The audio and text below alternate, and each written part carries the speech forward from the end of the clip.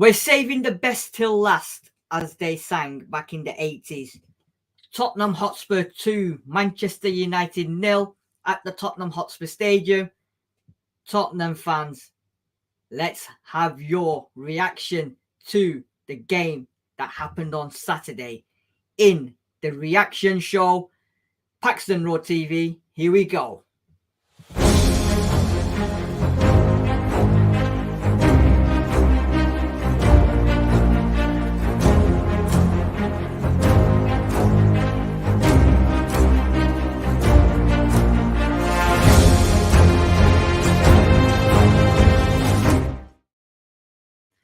Monday evening, glorious weekend, still buzzing. Tottenham beat Manchester United 2-0. We've finally beaten them after about 6 attempts. And joining me for the reaction of the fine result is my two main men. I have got Sam, Spurs for Life, and Mr. Sean, Tottenham Toffossi 61. Good evening, gentlemen. How are we? Or should I not even be asking you that question? Well, as you say, I've had a smile on my face permanently since 7:30 on Saturday night, and even possibly even before that. Yeah, great. You know, at long last, we beat Man United at our stadium. It's the first time they've lost at our place. First time we beat them. Had a great weekend. Went to the stadium on Sunday. Had a little tour around the back. Got in the away dressing room. Turned the Arsenal shirt to face the wall, as it should be done. And yeah, I've had a great weekend. My mate came down with me. Alan is a Celtic season ticket holder. He was a bit of a petted bottom lip seeing Ange Postecoglou in our dugout. But yeah, it was great weekend. He's really enjoyed himself, and you know, my head's still full of the chants from Saturday. It's brilliant, absolutely brilliant. Yeah, and the thing is, all three of us were all at the game, so. And all three of us sat in different parts of the ground. So we'll talk about the atmosphere and the shouting and the singing. Sam, how are you feeling? Have you recovered from Saturday, or are you still buzzing? Nah, it was a good performance. Like I said, there was a number of notable performances, standout performances, I think. And we've got a lot of young players, just realising how many young players that we've actually got in that starting 11 as of Saturday. And like I said, players are improving.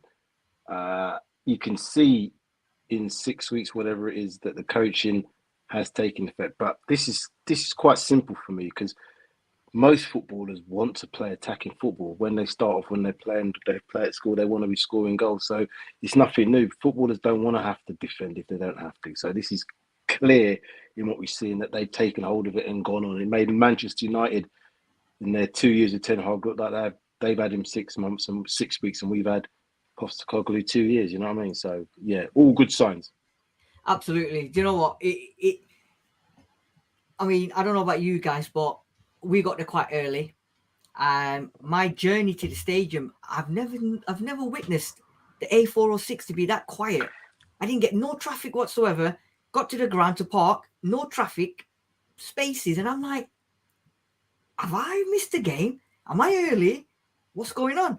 But then, as you walk towards the ground, I don't know about you guys, but the atmosphere as soon as we walked in, you know, oh man, it was electric, absolutely electric. The atmosphere, and then waiting for that, what do you call it, the tifos to go up as well on the south stand.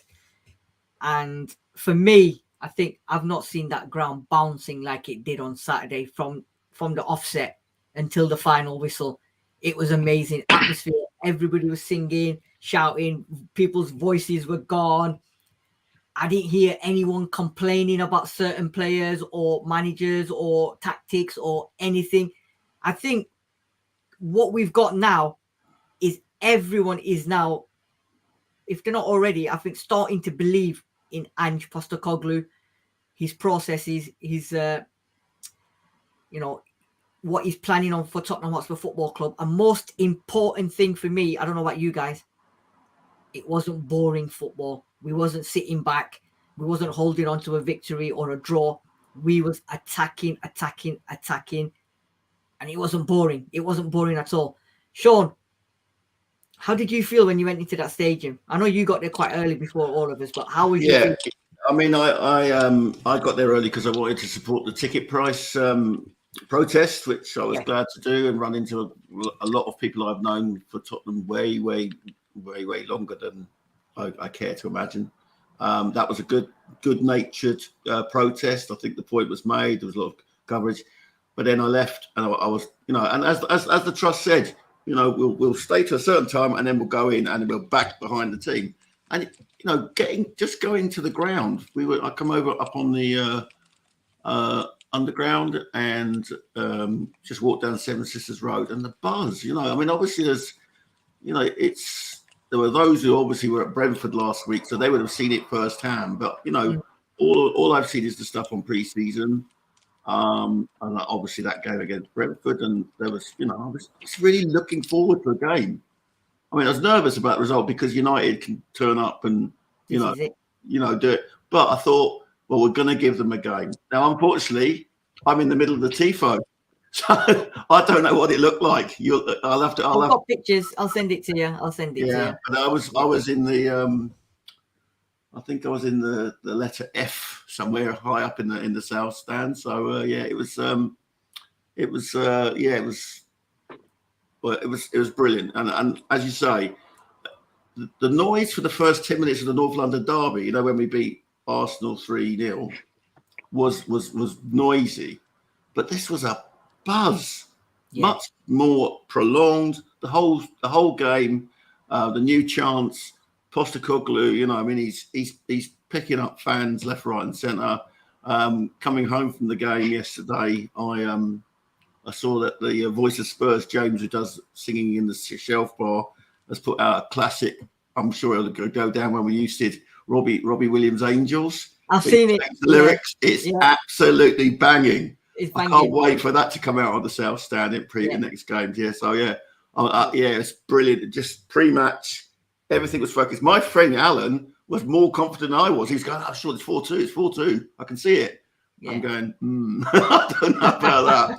And at the end, he said, "Well, at least I got the goal difference right, 2-0." This is it, Sam. I'm going to come to you in 1 second. Just like to welcome everyone in our comment section. Thank you very much for joining us on a Monday evening. I'm sure you're as happy as we are watching Spurs beat Man United. Please leave your comments in there. We will come to you with your comments. I know Matthew's in the house as well, who's a Man United fan. Matthew, we want some more comments from you regarding Man United's performances, where the game was lost and won, and also, Matthew, who you thought wasn't good enough. I'm going to ask you about Mason Mount as well, so I want your reaction to Mason Mount as well. But I will come to everyone in the comment section as well. Sam, how was your how was you feeling when you went into your seat and then you saw everything that was happening around the stadium, the buzz and everything when the teams came out, the way they introduced the teams, and when he first came out, everything, like, it's all changed there, weren't it? Did it make you feel? You'd expect that. You can't. This is the first home game of the season for us. If you didn't have a positive atmosphere like that, there'd be something wrong. We've got a new start. We can clearly see, the direction the team's taking. So, yes, you would expect that to be. And that was the case. The tifo was excellent. I think what really made the difference for me in terms of the atmosphere, for a continued atmosphere, which I haven't seen for a long time, was the drum. I think the drumming really, really added to that. It made it feel like it was a bit of a cauldron atmosphere. It made it feel like, this is a new sort of start. The players responded to it. You could see, when Ange came out, everybody was happy to see him, and it started from there. So the positive vibes are going to be there, provided we can keep that atmosphere regardless of what people see, because as we've all kind of alluded to, there's not going to be many boring games at the Spurs, if any, this season. So there is nothing to really be down about. The team might go down a goal, they might go down a couple, but they will always be, in the game fighting. And I can see this, our home ground being a real fortress. Let's hope the fortress continues. Yeah, I agree with you. I think there's that sense of belief now. There's that buzz there as well. And the fans, 100% behind this team philosophy and the players as well. David Clark is saying here, hi from Leicester. At least those United fans didn't have that far to travel all the way down the A406. Totally agree with you, David. I was waving at a lot of them as I was driving down the A406. Matthew Bassett, our Manchester United fan. Evening all. Big up to everyone on the show and all in the chat. Dino Dinosaurs in the house as well. Evening, Sid, Sam and Sean. Why do you think Ange switched Royal for Porro? We'll discuss all that as we go along. So let's move on to the actual game itself. So let me entertain you, as you say. I'm loving Big Ange instead. And that as well. Through it all. Right, here we go. Where are we? Let's get this show on the road. Right. So, as you can see, I don't know. You know what, Sam? It done this to me the other day as well. 1 second. Let me do this.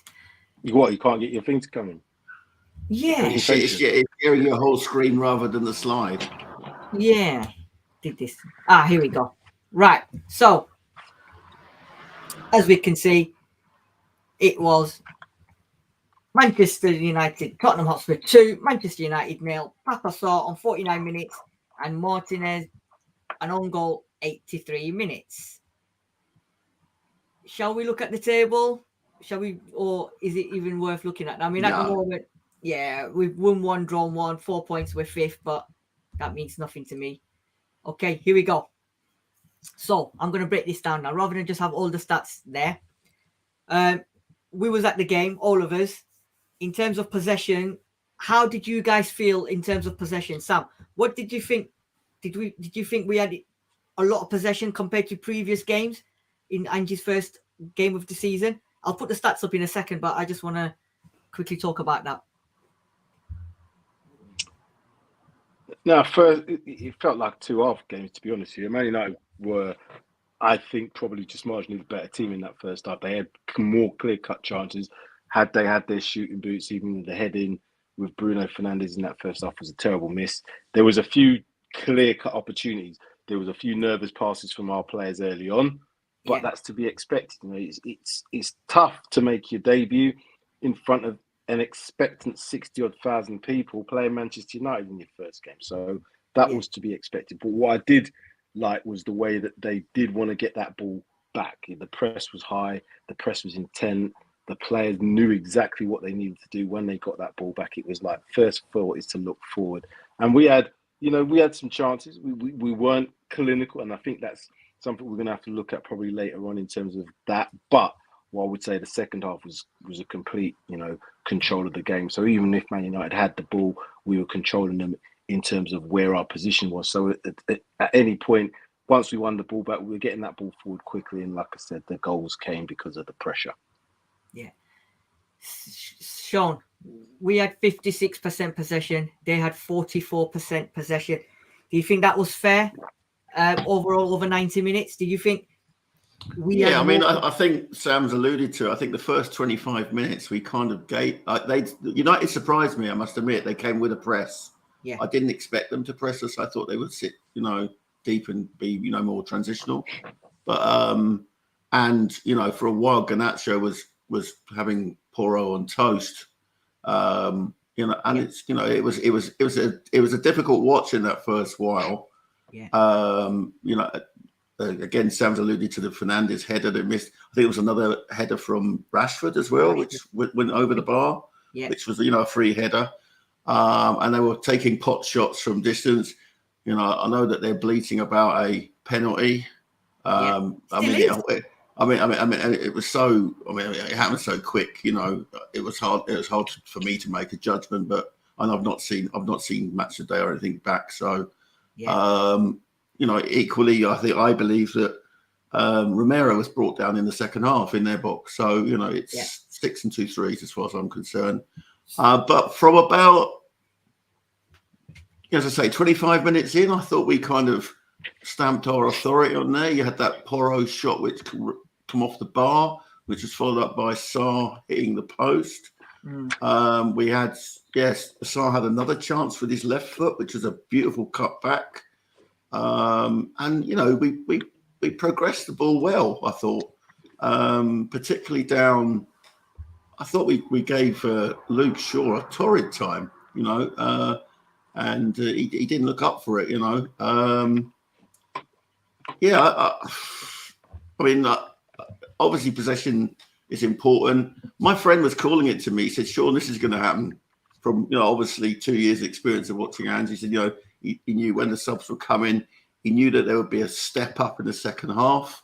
Yeah. Because Ange has this galvanizing chat at half time. And, you know, the difference, you know, I mean, we're in the game. We were probably in advance up coming to half time. But, I mean, second half, we so deserved those 3 points, you know. It was, we were all over them. And, you know, they were reduced to a free kick, or, you know, not very much anyway. And anything they did throw at us, even if it was offside, Vicario was saving it. So let's lift some of the shade off my man from Italy, because I think he's starting to make people look stupid. You know, so good on him. I sat next to his shirt in the dressing room on Sunday, and I said, "Well played, big man." Do you know what? That first 25 minutes, as you both said, right? And David Clark as well is saying here, it's a good job Ange sorted out those two fullbacks trying those half turns in our own third. When that was sorted, the fullbacks came into their own. Do you know what? That first 25 minutes, I was saying to my boys next to me, I said, we got a problem with Poro, because he was everywhere and anywhere but where he was supposed to be. And Garnacho, like you said, Sean, had him on toast. I think there was one instance where the man was in the middle of the pitch playing like a CDM. And I said to my boy, I said, what is going on here? Where is he supposed to be playing? I said, he's supposed to be left back. And United, I think, saw that. And every time they got the ball, they was, like you said, they were trying to go down the left with Garnacho, because Garnacho's pace was worrying Pep Poro. And I was like, do you know what? This is going to be a problem. But thank God we had Romero there as well. And like David said, I think at half time, Ange must have gone in there and he must have had a word with them and said, listen, guys, and especially to Poro, he must have said, listen, you need to calm down, mate, because you need to defend as well. And you're leaving open gaps for them to exploit. And boy, Man United, with what they've got in Rashford, Garnacho and all them, and then Sancho came on, it was going to be a problem. But once that got sorted, I think, and I agree with David, I think the fullbacks had it on, they sorted it. They were on toast going forward, defending. I think Man United probably sussed it out and they just probably thought, you know what, it's going to be one of them games. We're not going to do it. We know it's going to be. And it was in all aspects. In terms of shots, we had 17 shots to Man United's 22, of which 5 of ours were on target and 6 of Man United's were on target. But the most important thing is the 5 shots on target we had, we scored with 2. Now, they had their chances. I agree. Like what you said, Sean, the Bruno Fernandes header and Rashford had, I think Rashford was offside. Apart from that, I don't think there was much Man United did. They huffed and they puffed. But I think our defence, our midfielders, and we'll talk about the players at the end, I think we sort of compressed them, and I don't think they had anything. Sam, do you think that 17 shots, 5 on target to their 22, 26, do you think that was about fair, and is that how the game played out? I think you're going to find these probably going to be very similar stats for most of our games. The reason being, as I said, we are an open team. If you press that high, you are going to leave spaces. Like I said, the reason why Man United got that opportunity is mostly in that first half is because the game was quite even. They had enough possession as well as us, and they dealt with it. Switcher play is always going to be the case. If you've got an inverted fullback and you're pressing high, the switcher play is always the way to get out. So switching over to Garnacho, because I was watching him from where I was, he was the one who pulled out really wide. So he was always going to get it. What Poro doesn't do well is his recovery runs are a bit weird. That's why Emerson probably, from from home perspective, will probably play more. If you're attacking, I would expect Poro to play, but he's still got to learn a bit more defending. But as I was saying in the preview, the first goal's key. You get the first goal, that changes everything. So Man United, even though they wanted to play a low block and play from transition, they have to get a goal back. So that's going to leave more space for them. It's going to leave us more opportunities to play around them, which is why when you got that first goal early in the second half, it was always going to be an open game and it was always going to be us on top. Man United scored first. It was going to be a hard, tough top. And this is where You know, we're keeping the ball from when we were looking at Conte last year. When you give the opportunity to the opposing team to score first, it makes no sense. If you get on the front foot and score first, it makes such a difference. And in the home games, I don't expect if we score first that we're going to lose many games.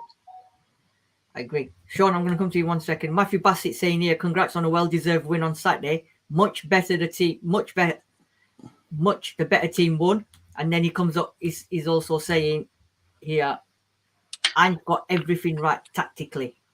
Sean, do you think we was the better team? And also, do you think exactly what Matthew's saying, that Ange got it spot on in terms of tactics? Yeah, I mean, I think, probably Sam's got a better handle on this, but I thought he made adjustments in play which negated United. He looked, you could see that Garnacho was posing a problem, so he's obviously had a word in Porro. To be fair, I have to put my hand up. Porro's best performance in the Spurs shirt since he arrived, for me anyway. Defensively, he was much better in the second half, but he was also doing his inverted fullback bit. I mean, talking about inverted fullback's destiny turns up on the inside right of in the lead up to the first goal. I mean, that was something to behold.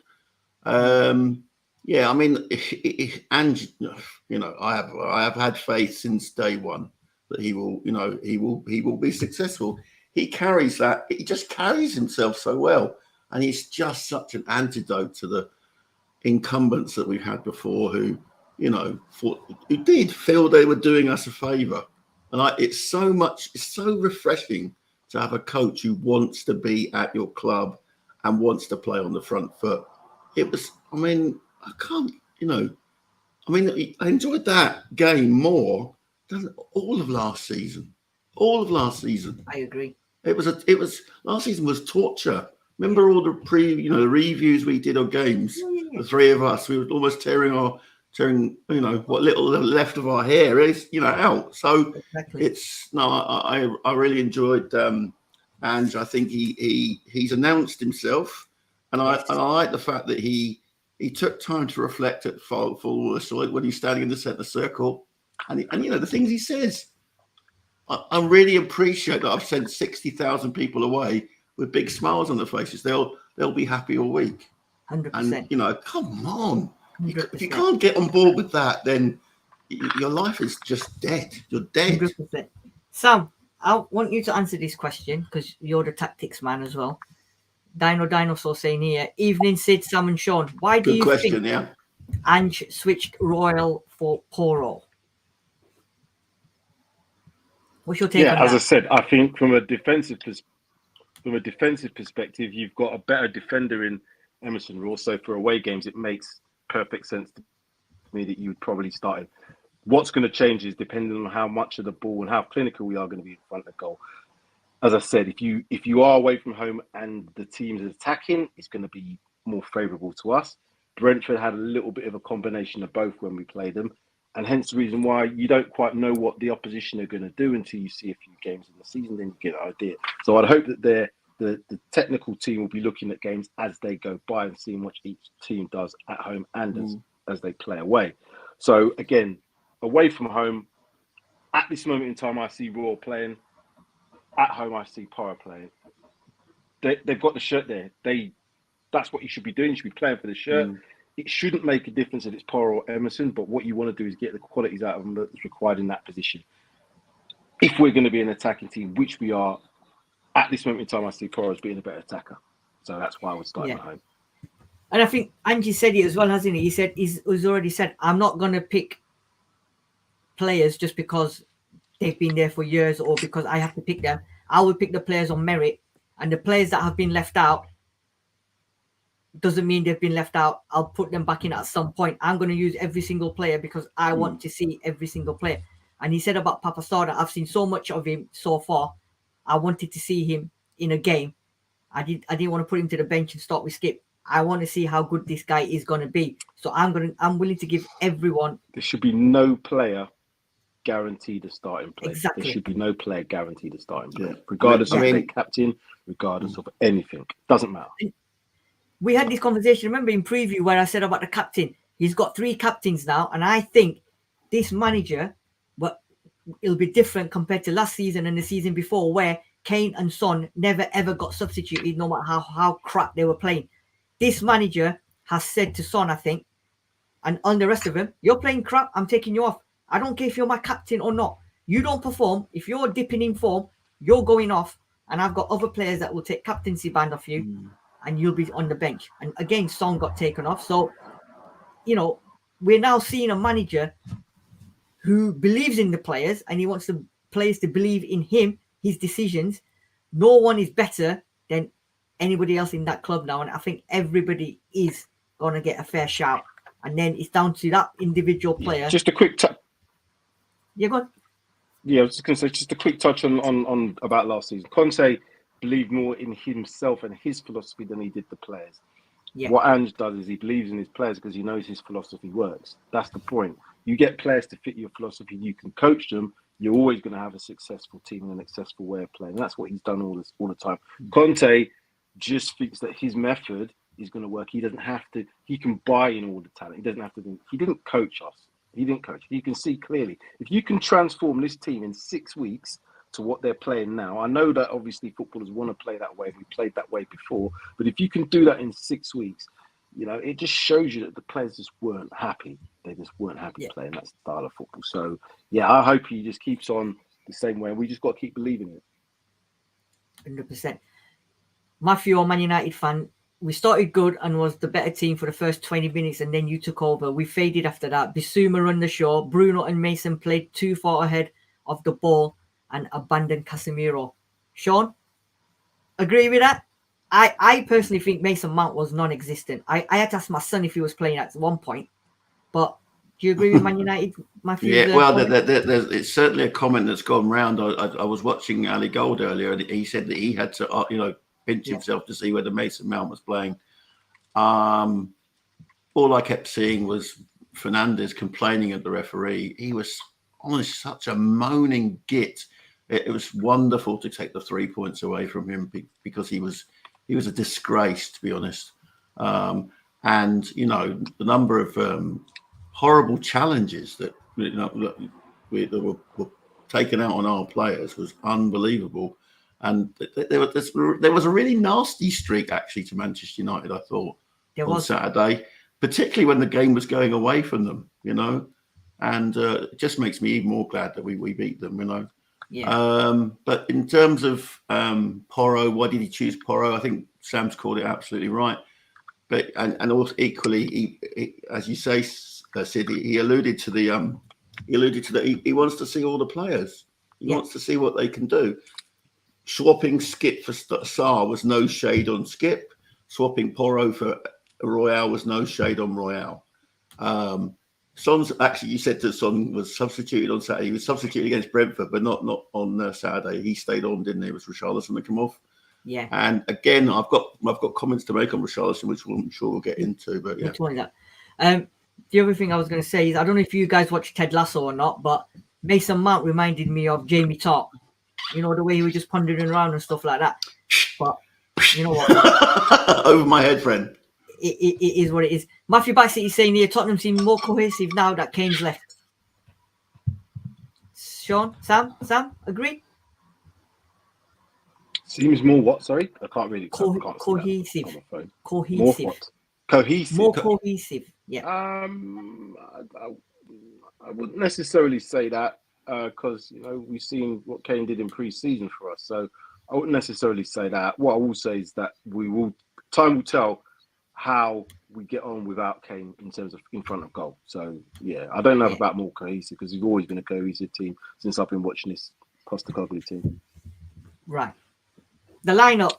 We discussed the lineup on Friday, Sam, and we didn't realize at the time that Romero was fit to play, and then we was debating the midfield as well. So the team that we went with was, and what we're going to do is, as we pull the players up, let's quickly have a quick chat about them. Right, Vicario, after Brentford game, there was a lot of stick. A lot of fans were kind of debating. He's not good enough. He's not, we need to get a better keeper. And even my son was the same. And I said to him, mate, son, it's one game. Let the man play. Let him get some experience. One man doesn't make a player. He's got to get into the Premier League. It's a brand new league, brand new country. He's got to get that confidence and he's got to play. So I'm going to start with you, Sean. And I know exactly what you're going to say. I was the only one in our family who was kicking back on the shade that was being thrown internally amongst Paxton Road TV. I never slagged him off. Well, you go back to the WhatsApp and other people were giving him. Yes, he had one dodgy touch against Brentford, his first touch, and then you know what it is? It's Raya syndrome. The Spurs fan base, and I'm sorry, affected PRTv as well. Suddenly, oh no, we've bought ourselves a dud, and I'm so pleased that he got, he's got there. He made a brilliant one-handed save from Rashford early on from quite close range, and he just grew into the game. It's like night and day his footwork compared to Lloris. He's definitely our number one keeper, and I think we've got a keeper. He's going to have like the rest of the team, we're going to have some setbacks. It's going to be a bumpy ride. Yeah. But I tell you what, I was fearful that it was going to be 2 games played 0 points when the fixtures came out. We've got 4 points. That's 4 more than I feared. And Victoria. That's it. Yeah, Sam. David Clark is saying here, as for those pre-puberty Spurs fans who said that Vicario is crap, well, it's just another error to add to your long list of falsehoods. Do you agree with that? Or is it still too early in the season? I mean, that save that he pulled off. When he just... Firstly, I'm not calling him crap, so I don't know if anything's been directed to me, but I didn't call him crap. What I did say is he's got flaws. There were flaws early on, which if he eradicates quickly, which is what he's done, he's improved in this game on Saturday. What I can say is, away from home, things are different. Man United weren't very aerial in terms of their threat against us. You have to still see what he's like when people are just targeting him. That's all I've said about him. He pulled off great saves. I expect any keeper, that's their standard thing to do to shot stop. What I was impressed with was the fact that he was very vocal in that back line and he moved the ball with his feet well. That's the massive improvement on what we've seen from Lloris. But time will still tell in terms of games when we are going to be attacked very differently. Every team in the Premier League has got different ways to attack. Man United, I think, played the wrong team. If you're playing 2 10s and you've got Mason Mount and Fernandes, then you're not going to really be very physical in that sense. And Mount, you could see when he was playing close by with Casemiro as a number 6, 2 6s, he doesn't want to play there.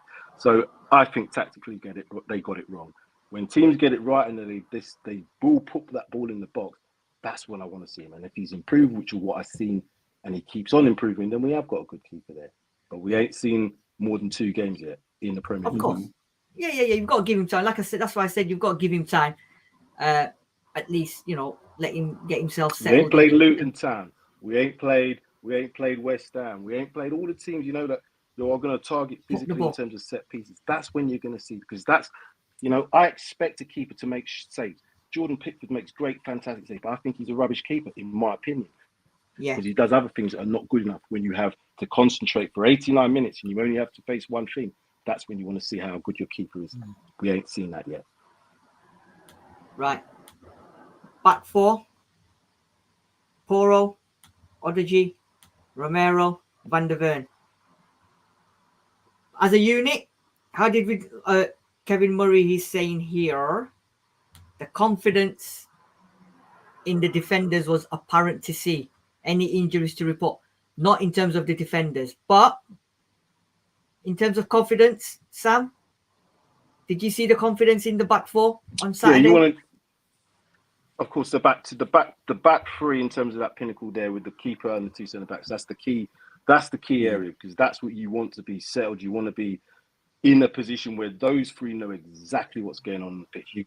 You're gonna have intermingle play with the fullback, because they're going to play in different positions. You won't often see the centre backs in different positions, i.e. in terms of different defending positions or attacking positions, but you will see them move the ball up and you will see them in spaces. They're both fantastic in terms of their recovery. They're both brave. They're both good in the air. And the keeper, if he can, along with those two other players, stay fit and we can keep them all playing, I think we've got a great centre-back pairing along with the keeper there. The fullbacks, in terms of Doji, I think he's brilliant. I think as a 20-year-old to come in, play your first game at home and to do what he did, I think he went under the radar on Saturday, to be honest with you, because he did everything that was required of the player in that position. Very attacking, strong, quick. You know what I mean? Nobody got by him. He didn't have any, I didn't see any errors on his side. When Anthony had one shot in the second half, actually that hit the post, and that's the only time I think he really got away from him. But apart from that, I didn't see him get away from it at all. So, you know, we'll see what happens with Poro. We'll see what happens with Emerson, and who's going to get that shirt as the main choice. But yeah, good signs for that defense. Sean? Yeah, I mean, can I also bring up another masterstroke? I think making Romero part of the leadership group as a vice captain has been very good for him, because I think he's been I think he was very disciplined in his stuff. He was hard but fair. He was good at bringing the ball out. He's always been a good passer of the ball into midfield. Van der Ven grew into the game. You know, he had a fantastic game as far as I was, as I'm aware. And Sam's right. Udogie is just like 20 years old. The man is, he's a giant of a boy. You know what I mean? He really is. But so strong. Doesn't take any prisoners. I mean, I know he tried a few tricks. Sometimes they came off. Good on him. You know, he was instrumental in the first goal, turning up in a number 8 position on the right hand side. You know, I can't fault the back four. And as I say, it was Poro's best game for Spurs since he joined us. I mean, I for one was thinking, I was getting to the point where Poro, 45 million, spent a whole month trying to tie up the deal. I was thinking, is Spence that bad? But now I think he's made the shirt. He's made the manager have to make a decision, and it will obviously depend on the opponents, as Sam has alluded to. Yeah, our Man United fan, Mr. Bassett, is saying the other centre back, Van der Ven, I think looks very promising. So there we go. Right, gonna move on to, and I know you're all dying to talk about this. I know you're itching to go. Bissouma, Papa Sarr, James Maddison. Just tell me, guys, how good were these three on Saturday evening? How good was Bissouma? How good was Papa Sarr? And how good was Maddison? I'm going to quickly tell you what I thought. I thought Bissouma was absolutely immense. Some of the things he was doing, the way he was winning the ball, getting into the areas, and that back flick he did and all sorts. Papa Sarr, for me, a young 20-year-old, my guy's got everything on his shoulders. He's got the whole world to look forward to. And how on earth was Maddison sliding through them tackles and them players? Man was getting hounded. As somebody's put in the comment section, United had a plan. They were packing on him. But some of the runs that he did, that ball stuck to his feet. And I'm like, wow. That's me. I'm honestly, these three players, I cannot wait to see these lot week in, week out if they're fully fit. Because these three are going to be a joy to work and watch, not walk, to watch. I've lost my words, man, because I'm that excited about these three. Sean, what did you think about these three's performance on Saturday? Yeah, I mean, cheer that to the echo, Sid. I mean, they were phenomenal. I thought Bissouma was he started slowly, but once he got into his stride, he was phenomenal. I mean, clearly he was my man of the match, but, it was very hard to. And that is a midfield that, is got everything. It's got it's got defensive qualities. It's got ball retention. It's got passing. It's got, it's got danger. It's just, I mean, it was fantastic. And to think that we've got, Bentancur possibly to come back in September, they're saying now. Yeah. There's, I'm with Ange on Skip. He can be a very good player. But he wasn't the right player for Saturday. And Sarr, whoa. I mean, he kind of, he's one of those Parachity signings. We go, but oh my good God, again, 20 years old, is it? It's just phenomenal. I mean, that is a midfield. That's a midfield three that's the equal of anywhere in the Premier League, I'd say. Sam, before you give me your input on these three, David Clark is saying here, and I want you to answer this question as well. I want your input on how these three played. And David Clark is saying here, in 6 months, our midfield three will be the best in the Prem. Okay, so firstly, as I said, I've talked about Basuma a number of times before, so that goes without saying. What Conte did to him last season, along with the injuries as well. So let's not put it all onto him, but along with the injuries and the lack of confidence that was instilled in most of our players, particularly Basuma from Conte. You look back. I said at one point during the season, Conte made him look like a League One player, and I know that this guy's phenomenal. He's world class, and he is world class now. I'm not talking about in the future. He's world class now. In Pape Sarr, when I saw him at 18 playing for Mets, I knew that guy was a talent. I knew that guy could play football, and he could play now. And we had talks on the WhatsApp group about, he's too young. There's no player too young. When you have Jude Bellingham's shirt retired at Birmingham at 16, ain't no player too young for nothing. This guy's going to be a phenom. If you watching the players when you're live, you can see exactly what they do to fit into a system. He is athletic. He can receive the ball on the half turn. He can pass. He can break. He can dribble. He broke into the box to score goals. If you start adding goals to what this guy can already do from what I've seen, and with Maddison, we already know that he's got a goal in him. These three midfielders, as has been pointed out, they could really be. Now, I'm not saying that that's going to be the case for every single game, because when you play, man marking, it might be a bit different. It's just how these players perform under real different types of football. But from what I've seen already, we've already got Bentancur coming back potentially and Skip Dale. This midfield is going to be very good for us. Really good. I'd like to welcome Alex Scott, Appreciation Society. He's saying here, Maddison is so good at holding onto the ball in the final third of the opposition half. Basuma was awesome, and Sarr has come of age. Right, move on to the front three, which, Sam, I'll have your input on this first. Richarlison, Son, and Kulu. What did you make of the front three? Because remember in the preview show, we sort of had a dig at them, saying that the last game they were non-existent. Yeah, definitely. Yeah. I thought Kulu and Son had definitely improved games. I think Son was very instrumental in a lot of good things. And again, it's unseen things. It's just moving the ball quickly, what I've found Son guilty of is sometimes he gives the ball away just very easily. He doesn't always defend very well at times. But what I saw is his link play, both on the left-hand side, on the right-hand side, was great. There was that one where I think in the first half, Basuna broke the ball up, played that ball into that channel. Son used his pace, got round. I think it was Wan-Bissaka at the time, cut inside. It was just using the ball better. That's what you got to see from your wide players. And Kulusevski, obviously very instrumental in that first goal, was very dangerous on that side. The only thing I would say about both of them is you can see what they want to do in terms of cutting inside, although Kulu went on the outside and got that ball in for the goal that Pape Sarr got. So a bit more of that would help.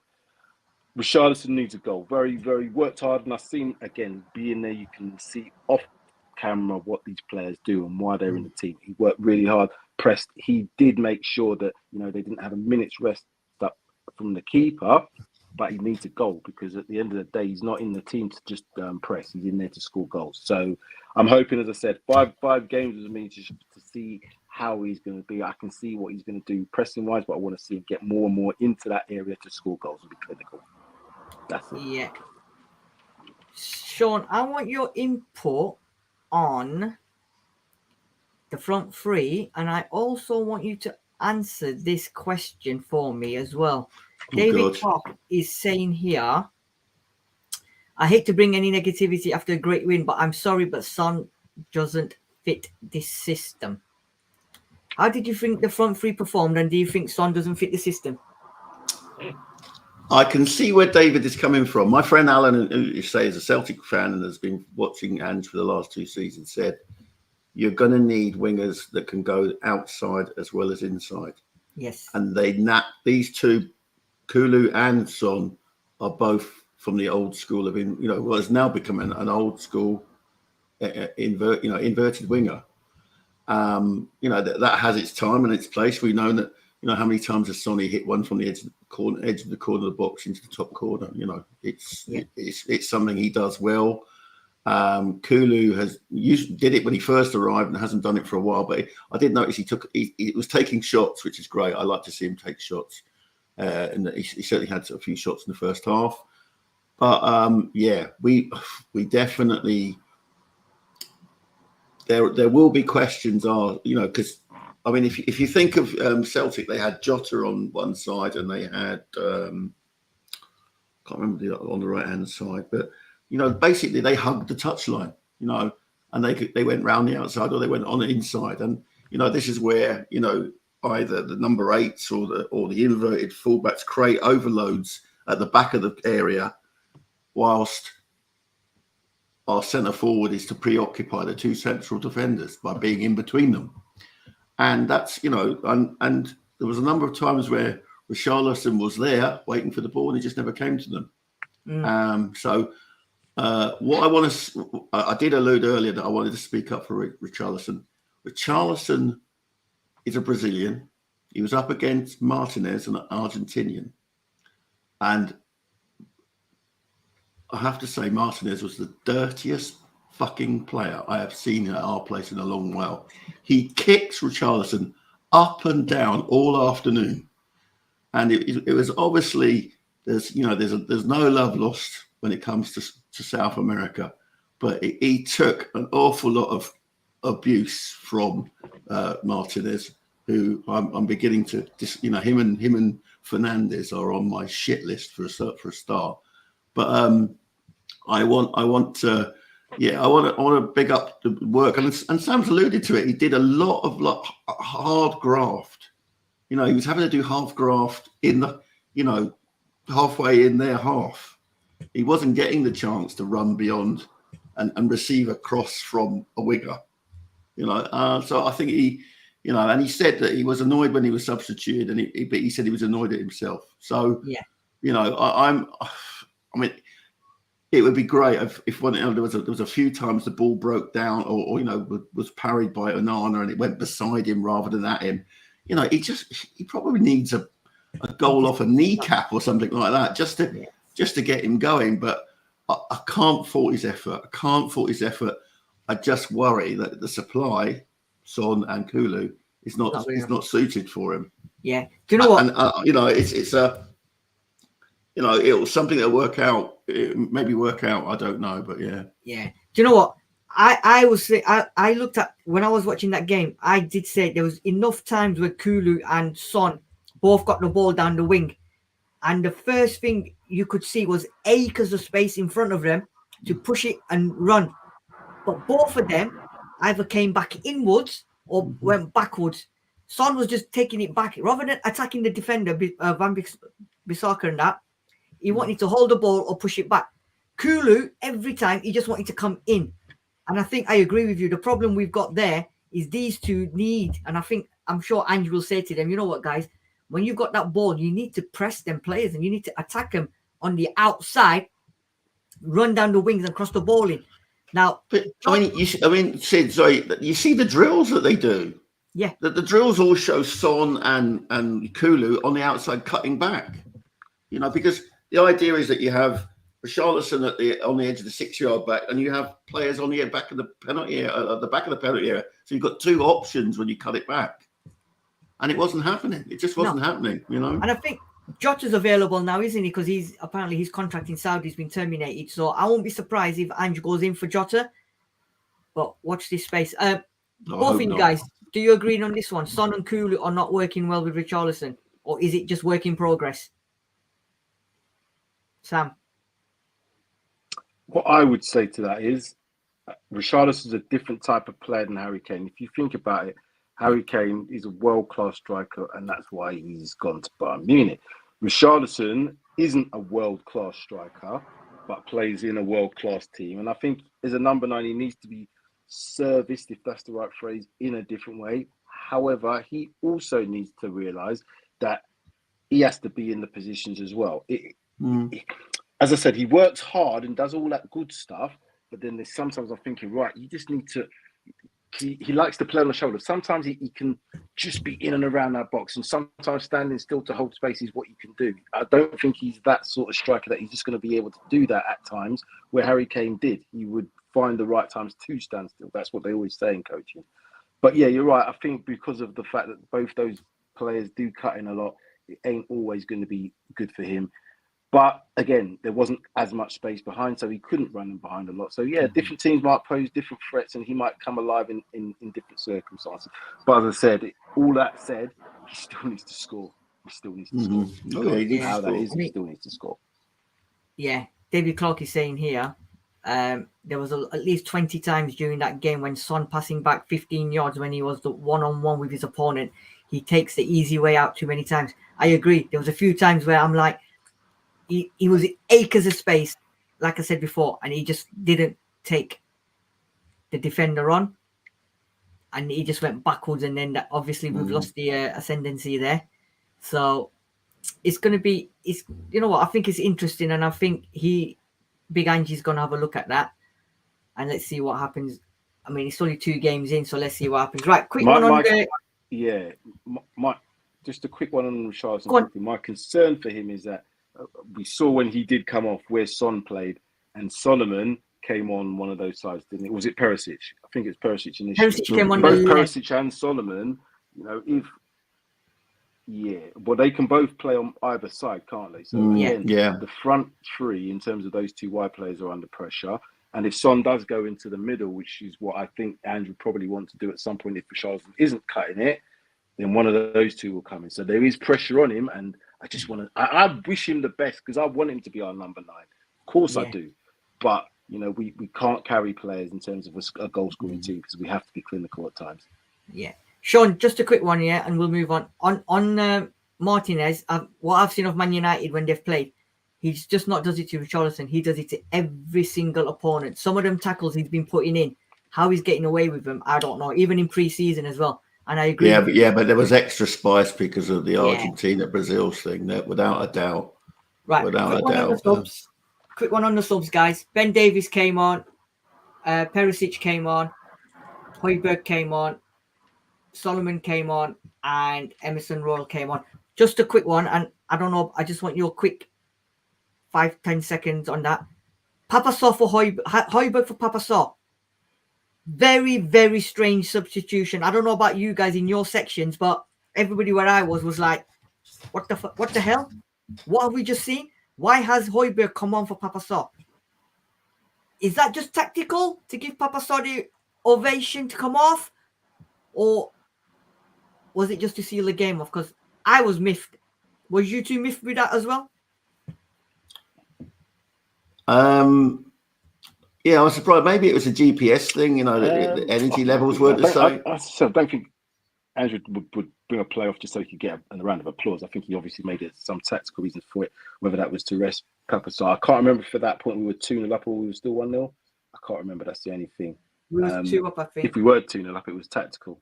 Oh, yeah, I don't have a problem with that. It did take a little bit of the impetus of us getting forward, and a 2-0 lead, as they say, is quite dangerous. But when you're a team that's controlling the ball and controlling possession, it's not as dangerous as when you're a counter-attacking team. So I think it was tactical. I don't have a problem with it. Sean?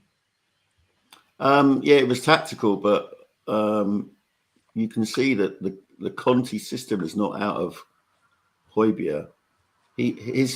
I'd like to see his stats, but I saw him give the ball away 3 or 4 times in dangerous places with really loose passes. And you know what? If Atletico came in for him, cheerio, Pierre, because I'm not having it. He's gonna. He was loose. He was supposed to close out the game. He actually made the game closer than it should have been. I thought Davis came on. Well, Davis Davis came on when it was 1-0 because it was his scuff shot which Martinez turned into his own goal. So yeah, I thought that was a good. I thought it was a good move actually. He didn't do anything wrong, Davis, and he gets a lot of grief. Yeah, around throughout the fan base, and yet he gets picked.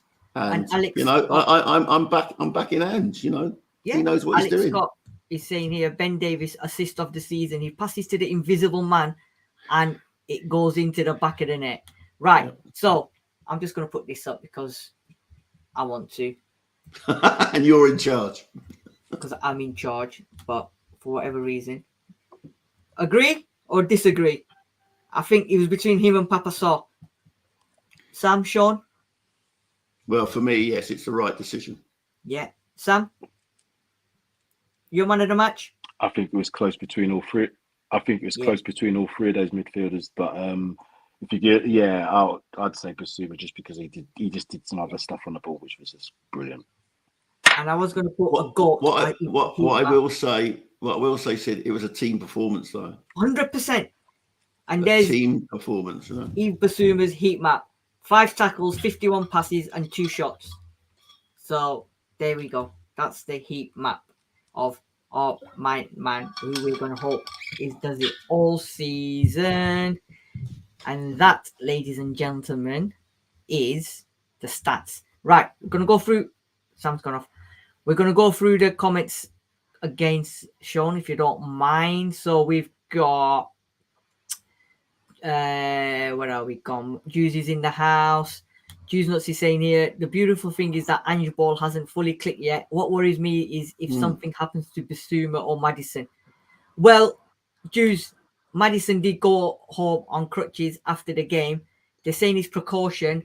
I think he's had a scan today, but there's still no nothing's come out yet about his scan, the results or whatever.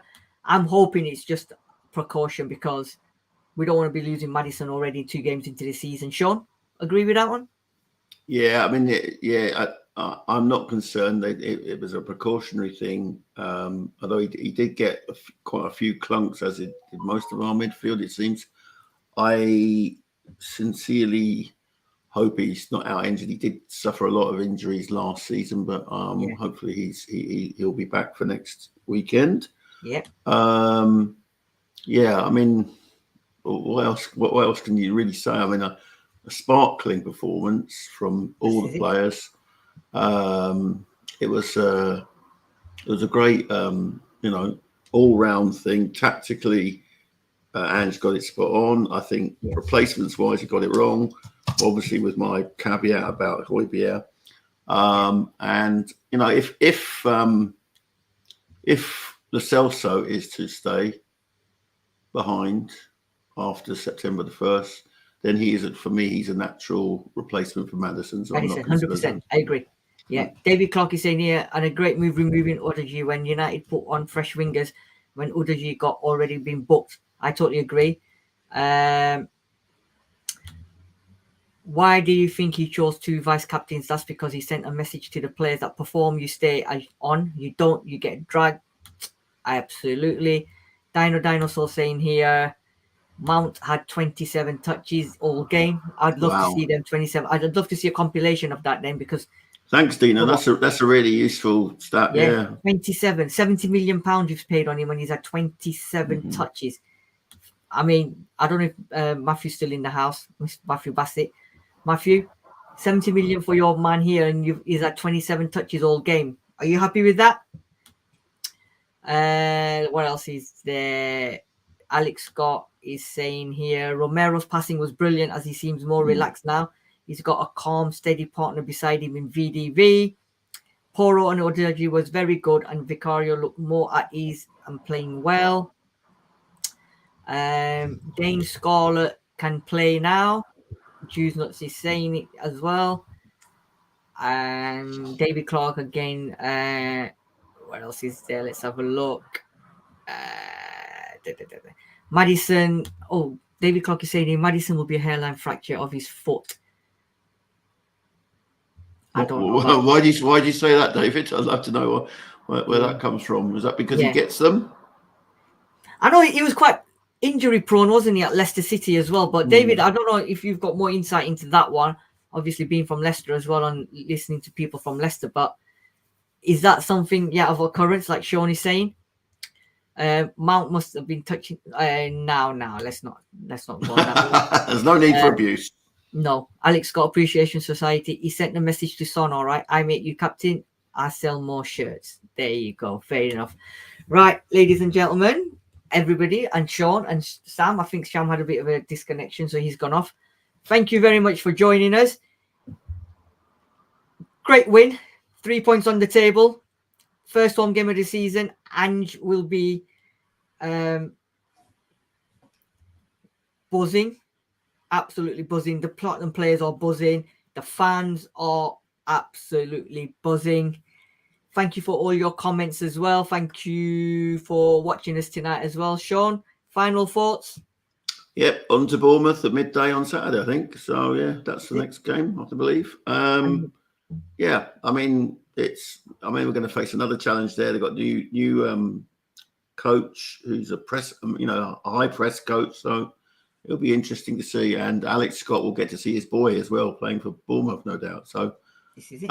yeah, let's see. Let's see how we deal with that. I mean, last season it was a 2 down, 3-2 win. Remember that? So I can do without that kind of nonsense. But yeah, let's There you go, Sean. Take David the points. Saying, no, it's because having watched many players from various teams leave grounds in that manner, they all seem to turn out to be hairline fractures. So there you go. Alex Scott is saying here, how about a shout out for the best looking home kit in the Premier League? It looks immaculate. Of course. What more? What more would you like? Well, I'm an old traditionalist. I still prefer the blue shorts, navy blue shorts. And also, all last 2 days, I don't know if people have got TikTok, and if they're on TikTok, for the last 2 days, every time I've just gone on there to post about Spurs and whatever, there's this compilation that's going around about a certain song from the 1980s. And everyone's just singing to it, dancing to it. So you know what? All I'm going to say is the song, if you've heard it, is Baby Come to Me. But I'm going to rephrase it, and it should be Angie, come to me. Let me put my arms around you. This was meant to be. And I'm also glad you found us. Need you every day. So, big Ange, what a manager. And you know what? When I was on holiday, a Celtic fan came up to me and said, "You bastards, you've taken our manager and you lot are going to absolutely love it." And guess what? Thank you very much. Absolutely, thank you very much. And on that note, thank you very much for watching, everybody. This has been Paxton Road TV with your Manchester United review. Tottenham Hotspur 2, Manchester United 0. We'll be back with talking points. We'll be back with a preview show of the Bournemouth game. We'll be back for a Bournemouth reaction. I hope you guys are back watching us. Make sure you subscribe to the channel PRTv and Paxton Road TV. We will see you. Thank you very much, Sean. Thank you, everyone in the section. And I'll leave you with our thanks message. More developed, but more developed,